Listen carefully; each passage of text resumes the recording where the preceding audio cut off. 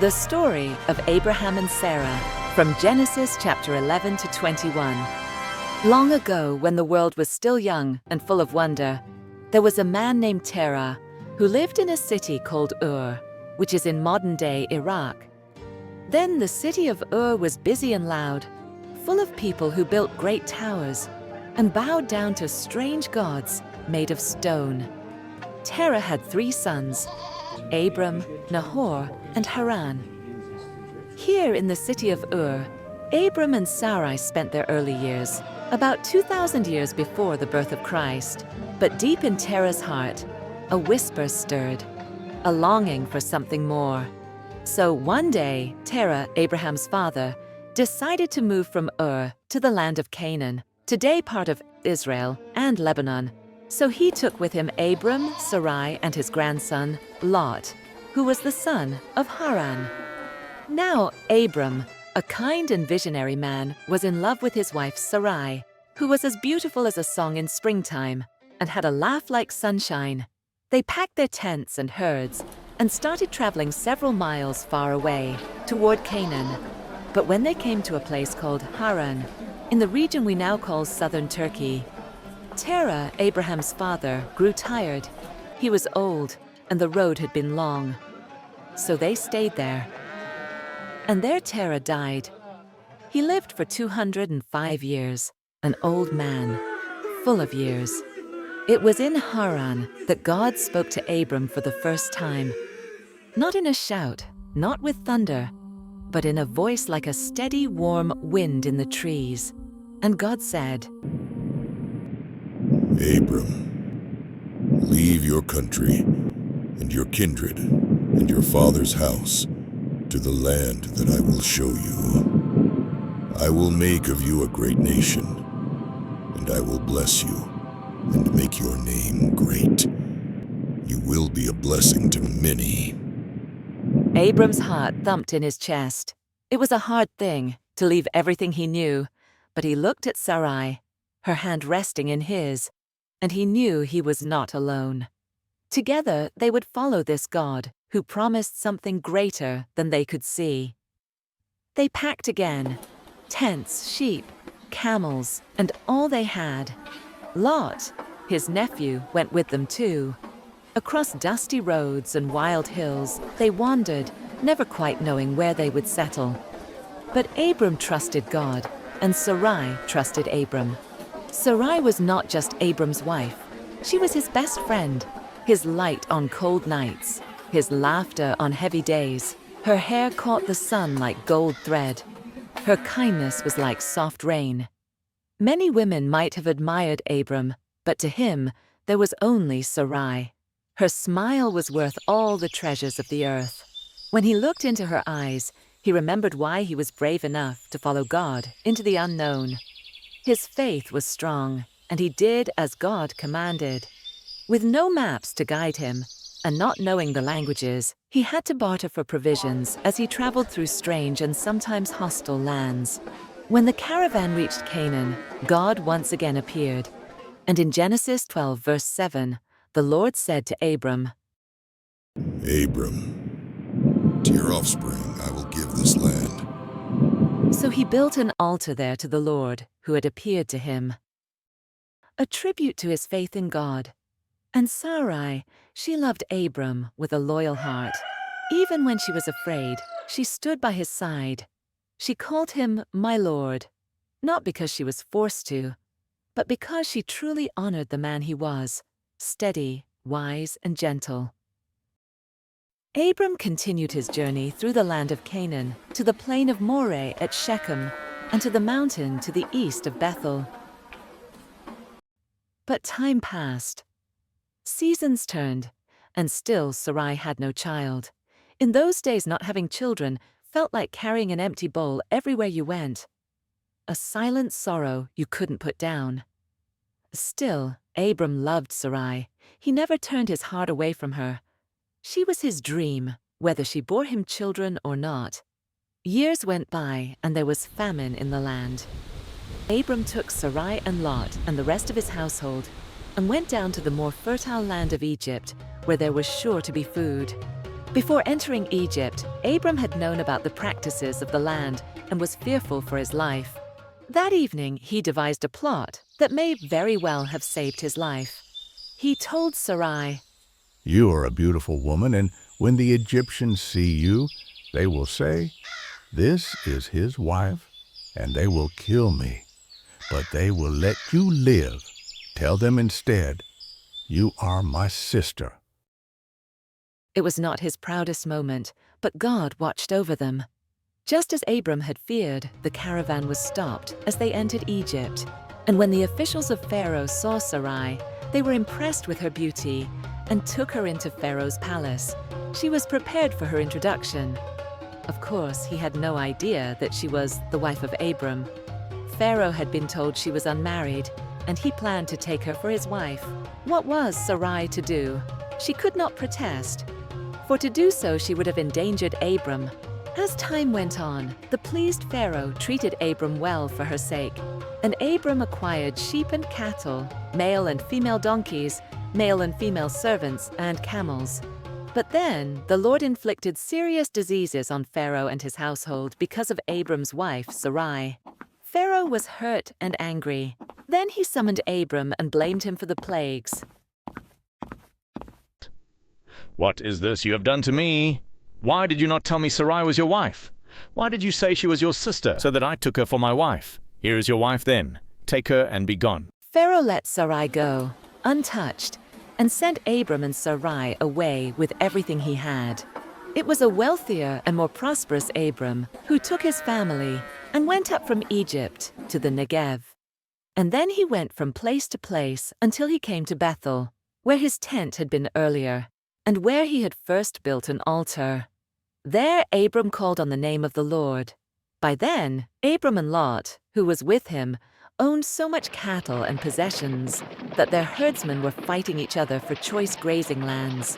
In a generous gesture befitting the benevolence of a true patriarch, Abram took Lot to a point overlooking the land and said, "Let there be no strife between you and me, and between your herders and mine, for we are kindred.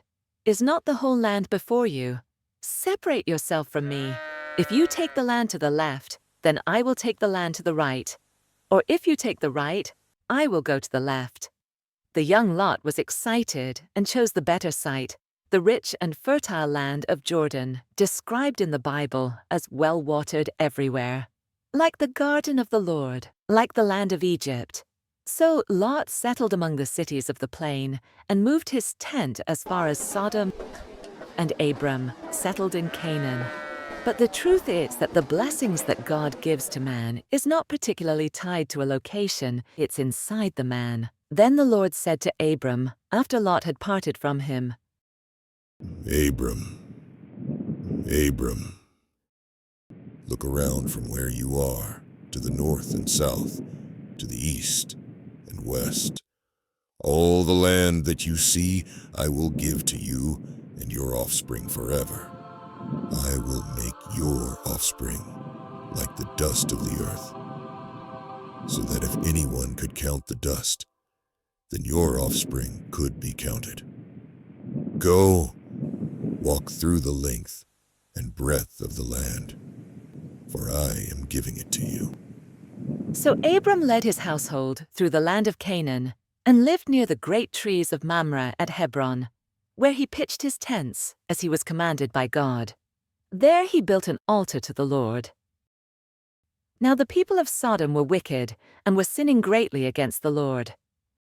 These 5 kings, Bera, king of Sodom, Birsha, king of Gomorrah, Shinab, king of Admah, Shemeber, king of Zeboim, and Zuar, king of Bala, were all subjects for 12 years to Kedorlaomer, the king of Elah. But in the 13th year they rebelled.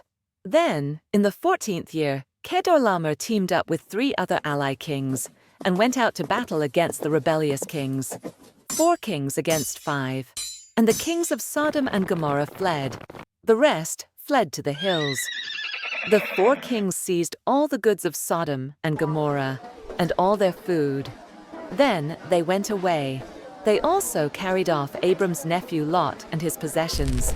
Since he was living in Sodom, a man who had escaped came and reported this to Abram the Hebrew. When Abram heard that his relative had been taken captive, he called out the 318 trained men born in his household and went in pursuit as far as Dan.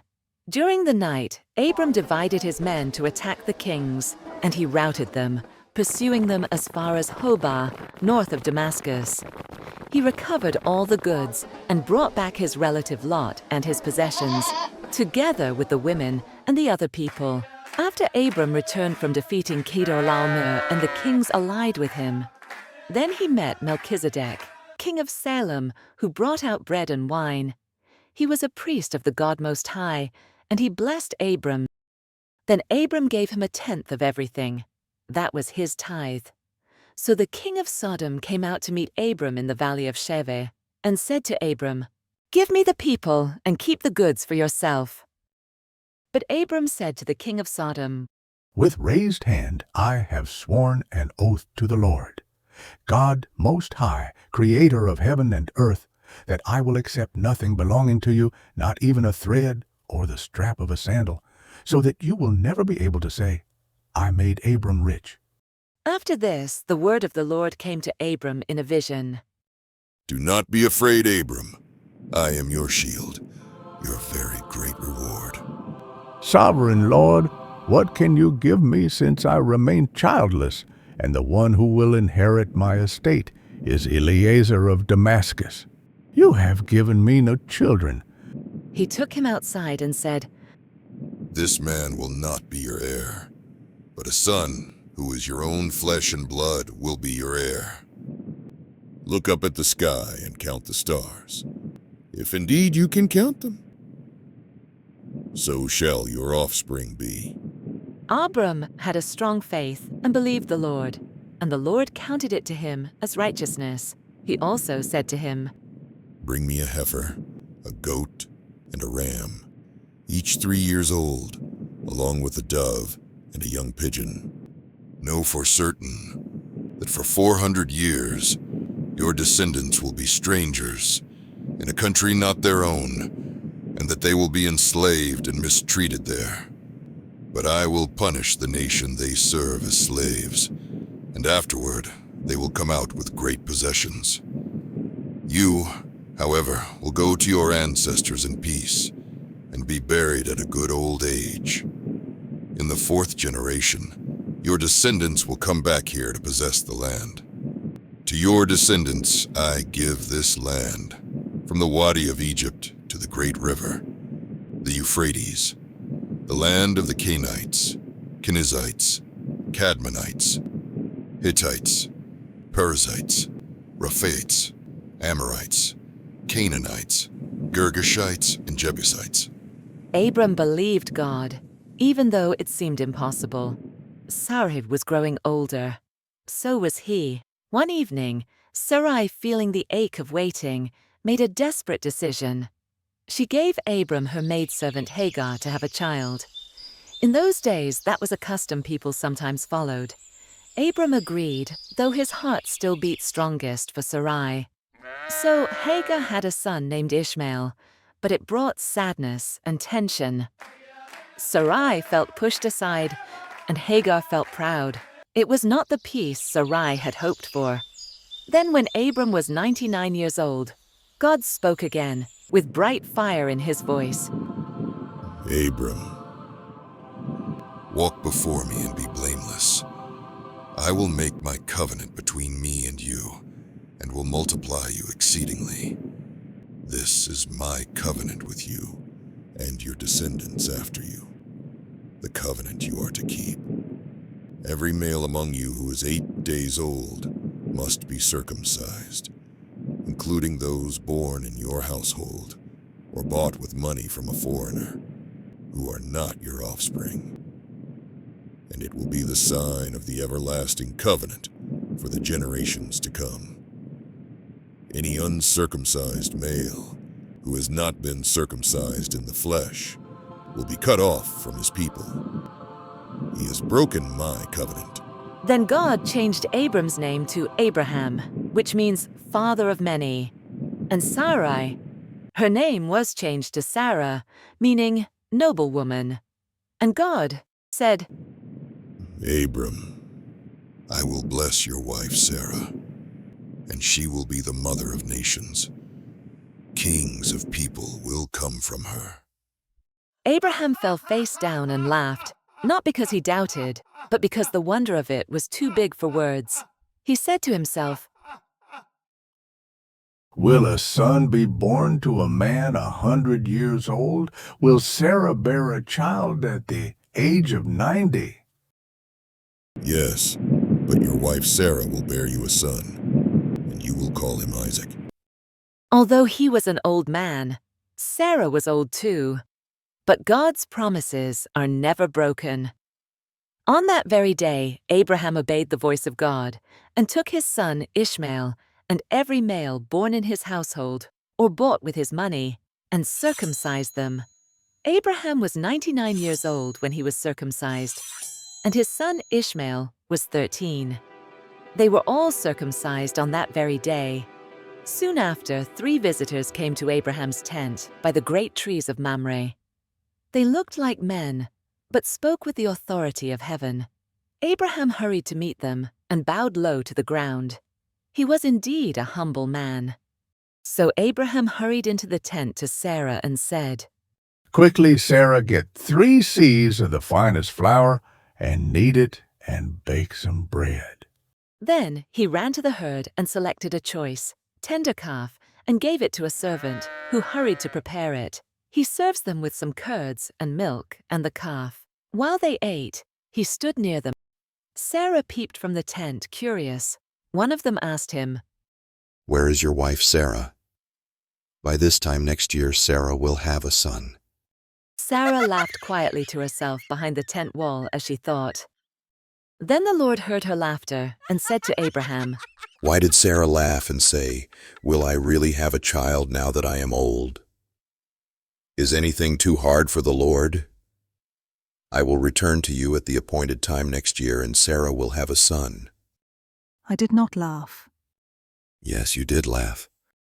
And so, just as God had promised, Sarah became pregnant. She bore a son to Abraham in his old age, at the very time God had said. They named him Isaac, which means laughter, because joy had flooded their house. Abraham loved Isaac his son with a fatherly, tender love. Sarah laughed. Oh, how she laughed. A laughter full of wonder and delight, not disbelief. She said, God has brought me laughter, and everyone who hears about this will laugh with me. At last, after all the years of waiting, the promises of God were fulfilled in their lives. If you ever wonder whether God sees you or remembers what he promised, remember Abraham looking up at the stars and Sarah laughing with her arms full of a miracle. Nothing is too hard for God, not even the dreams we think are impossible. Trust him, wait for him, walk with him. He will never forget you. Thank you for watching this inspirational story. Don't forget to leave a comment and share it with someone who might also find it interesting. Subscribe to the channel for more faith-based videos like this, and turn on the notification bell so you don't miss amazing future updates. God bless you. Amen.